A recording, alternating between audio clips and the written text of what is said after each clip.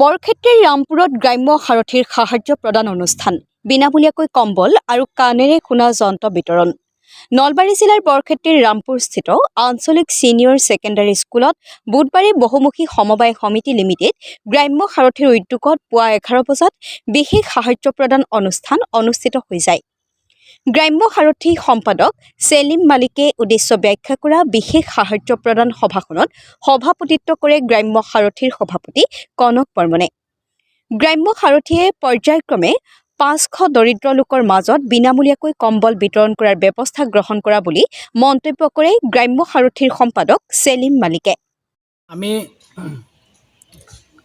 গ্ৰাম্য সাৰথী cooperative society লিমিটেডে অইনবেলিৰ দৰে এইবেলিও দুখগ্ৰস্ত বিধৱা অসহায় ঘাটমাউৰা বৃদ্ধ আৰু যিবিলাক কাণেৰে নুশুনা ব্যক্তি তেওঁলোকক আমি অইনবেলিৰ দৰে এইবেলিও বিশেষভাৱে সাহায্য প্ৰদান কৰিছোঁ। আমি গ্ৰাম্য সাৰথী ছ'চাইটিয়ে আমি এইবাৰ 500 তেনেকুৱা অসহায় ব্যক্তিক আমি সাহায্য প্ৰদানৰ ব্যৱস্থা গ্ৰহণ কৰিছোঁ। তাৰে ভিতৰত আমি আজি 150জন ব্যক্তিক আমি কম্বল বিতৰণ কৰিছোঁ। তাৰে ভিতৰত যিবিলাক ব্যক্তিয়ে কাণেৰে নুশুনে তেওঁলোকক আমি 20জনক আমি কাণেৰে শুনা মেচিনৰ ব্যৱস্থা কৰিছোঁ। ইয়াৰ পৰৱৰ্তী সময়তো আমি এনেকুৱা ধৰণৰ ব্যৱস্থা গ্ৰহণ কৰিম আৰু এই ক্ষেত্ৰত আমি ৰাইজৰ সহায় সহযোগিতা শ্ৰদ্ধা সহকাৰে আমি কামনা কৰিছোঁ।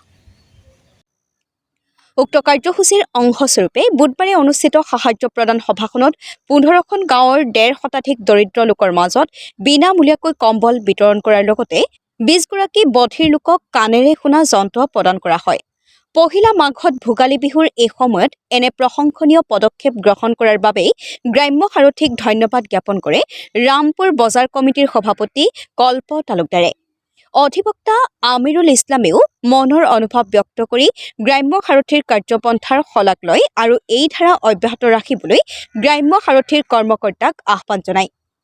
উক্ত সাহায্য প্ৰদান সভাখনত বিশিষ্ট সমাজসেৱক আইনাল হক, দাৰাজ আলী, অৰূপ ডেকা, আফছেৰ আলী, ৰামপুৰ বজাৰ কমিটিৰ সম্পাদক আনোৱাৰ হুছেইনৰ উপৰিও কেইবাগৰাকীও বিশিষ্ট লোক উপস্থিত থাকে।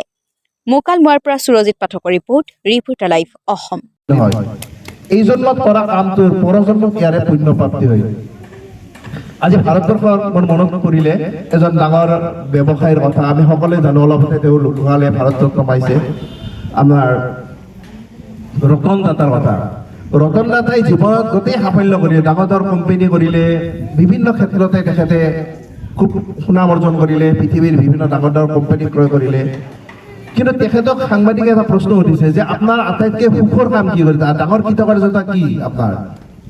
তেতিয়া ক'লে যে মই এবাৰ ভাৰতবৰ্ষৰ বাহিৰৰ এখন দেশত গৈছিলে, যোৱাতে তেওঁৰ বন্ধু এজনে ক'লে যে আমাৰ অনুষ্ঠান আছে, যিবিলাক মানুহে হুইল চেয়াৰৰ প্ৰয়োজন, খোজকাঢ়িব নোৱাৰে, তেওঁক হুইল চেয়াৰ লাগে, মানে হুইল চেয়াৰ লগাৰ ব্যৱস্থা তাতে 2 হুইল চেয়াৰ তেওঁ কৈছে যে আপুনি দান কৰি দিয়ক। বোলে হ'ব, কোনো কথা নাই। তেওঁ 2 হুইল চেয়াৰ দান কৰি দিলে। দান কৰি দিয়াৰ পিছত তেওঁ দি পেলাই আহি আছে, আহি থকাৰ সময়ত এজন মানুহে তেওঁক ভৰিত সাৱটি ধৰিলে। তেওঁ ভৰিত সাৱটি ধৰাৰ লগে লগে তেওঁ ক'লে আপোনাক কিবা আৰু লাগিব নেকি, আৰু কিবা লাগে নেকি? কৈছে নালাগে, মই একো নালাগে। কৈছে আপুনি যি দিলে আপোনাৰ মুখখন মই এবাৰ চাব মন আছে, আপোনাৰ মুখখন মই অকণমান চাই লওঁ, আৰু মোৰ মৃত্যুৰ পিছত যেতিয়া মই ভগৱানক তাকে যাম আপোনাক যাতে স্মৰণ কৰিব পাৰোঁ আৰু আপোনাৰ কথাটো মই ভগৱানক কম যে তেওঁ যাতে আকৌ তেওঁ শক্তি প্ৰদান কৰে, তেওঁ যে এনেকুৱা দান কৰিব পাৰোঁ। আৰু এইটোৱে ৰতন টাটাৰ জীৱনৰ আটাইতকৈ ডাঙৰ সাফল্য বুলি তেখেতৰ গ্ৰন্থত তেখেতে লিখিছে। সেই যিজন মানুহে হুইল চেয়াৰ নাই, ঘৰৰ ৰুমৰ ভিতৰত থাকিবলৈ তেওঁ আকাশ চোৱাৰ সুবিধা কৰি দিলে, তেওঁ মুক্ত আকাশ চাব পাৰে, নহ'লে ৰুমৰ ভিতৰত থাকিব লাগিছিলে। গতিকে মই এই বিশেষ নহওঁ, আজি এই অনুষ্ঠানটোত সকলোৰে মই ভোগালীৰ শুভেচ্ছা শুভকামনা জনালোঁ আৰু আশা কৰোঁ আপোনালোকে এই কম্বলেদি আপোনালোকৰ কিছু হ'লেও মানে ইমান ৰিপৰ্টাৰ লাইভ অসম।